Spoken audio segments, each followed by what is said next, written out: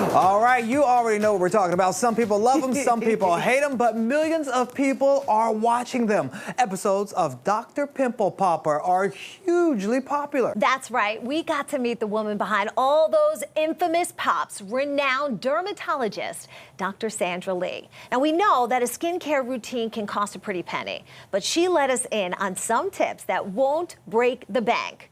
All right here at beWell. Plus, she laid out what you need to know about when to pop at home and when to leave your face alone. Usually the doctors say, don't pick, don't pop, come to us, we'll do it for you. Well, yes, but sometimes you can't see a doctor, right? Sometimes you're busy or they're busy, you can't get fit in. So really there's an ideal time to pop a pimple, but I'm gonna be like every dermatologist, probably including yours, that says don't pop your own pimples because you know, you can cause scars, you can cause infection, you can cause bleeding, a lot of problems there.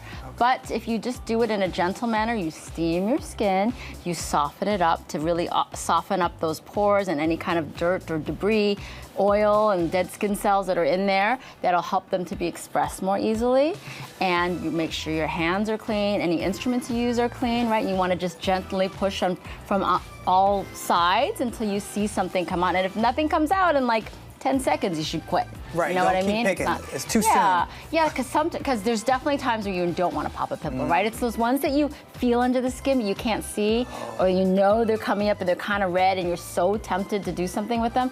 But if you squeeze those are going to come back bigger and madder, right? All right. So I feel like you've got a good thing. And he doesn't get squeamish with it. I'm like, I don't want to touch get this it. out. Yeah. I feel like he's the resident. You're going to like take over my job. I can't really tell you I don't want to do anyone else's. I'm like, oh, that's disgusting. No. But my wife will be like, dude, I'm like, oh, no. Oh, that's so interesting. There are people like that too, which I find interesting because a lot of people that I know, they like to watch it or like to chase their kids or family around the house and but they don't, you know. No, thank you. That's so funny.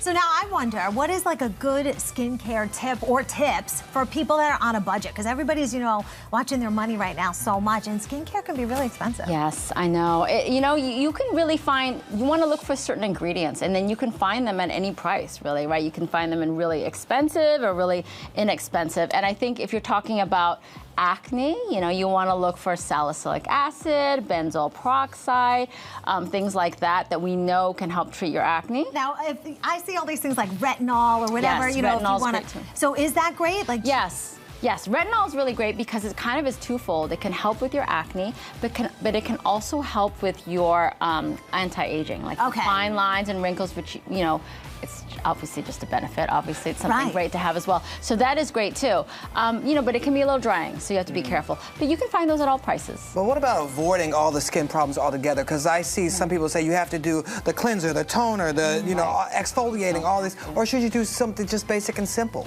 It's really up to you. I mean, it depends on your skin type too. What your best friend may do may not be your regimen because they don't have the same type of skin as you. Probably not the same color, the same oiliness or dryness, you know, the same age, that sort of thing. So you really want to think about what works for you, and you can make it very simple. I know there's been trends where you got like a 20-step program to going through something very basic, and I'm probably more of a basic person. I don't really like to do a lot of extra stuff.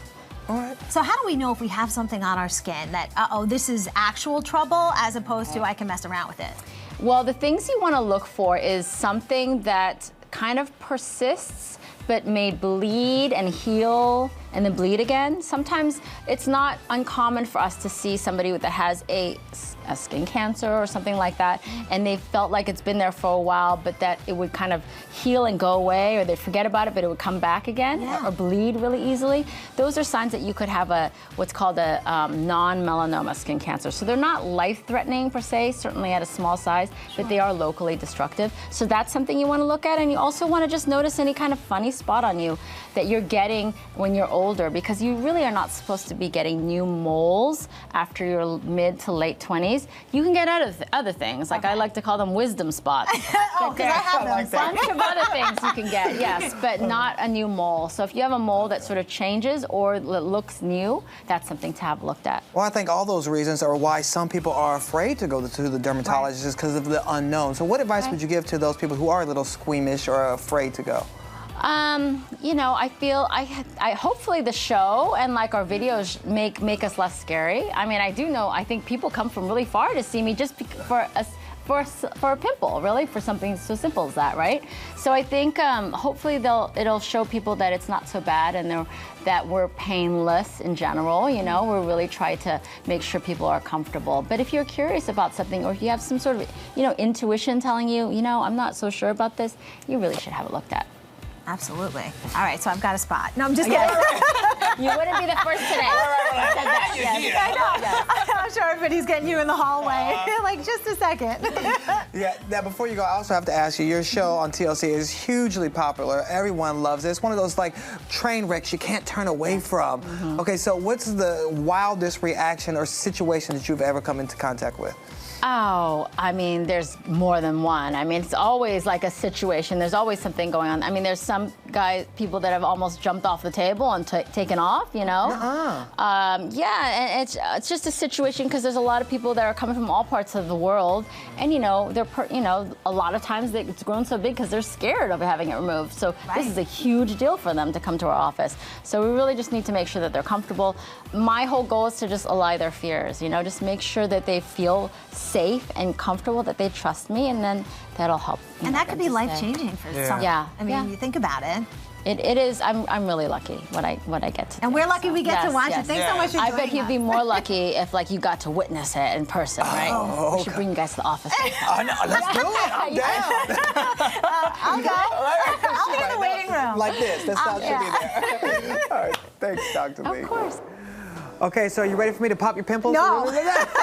She's like, I'm squeamish. Yes, it's so funny though, because there's people who can sit there, like my husband, my son, and they love to watch those videos and they're all in, and I'm like, when I open, oh man, this poor person. I can't do it. Yeah, I don't like necessarily watching them, but I won't shy away from watching them. So, but I'm not gonna like go and watch every single one of them. Like, oh, I must see this. Wait till it pops. I'm like, ugh. But it's one of those, like a train wreck. You can't turn away from it. Yes, but I can't believe how nice she is. She was so beautiful. Yeah, so She's really sweet, nice. so sharing, and gave some great tips as well. I was like, I'm like soaking in all of this information because, like I told you, I popped a pimple this weekend, and I did it just like she told me. So I was like, oh, I'm all in. It didn't scar. It's pretty good. So I think I can handle it. I have a pimple popping future in store. So well done.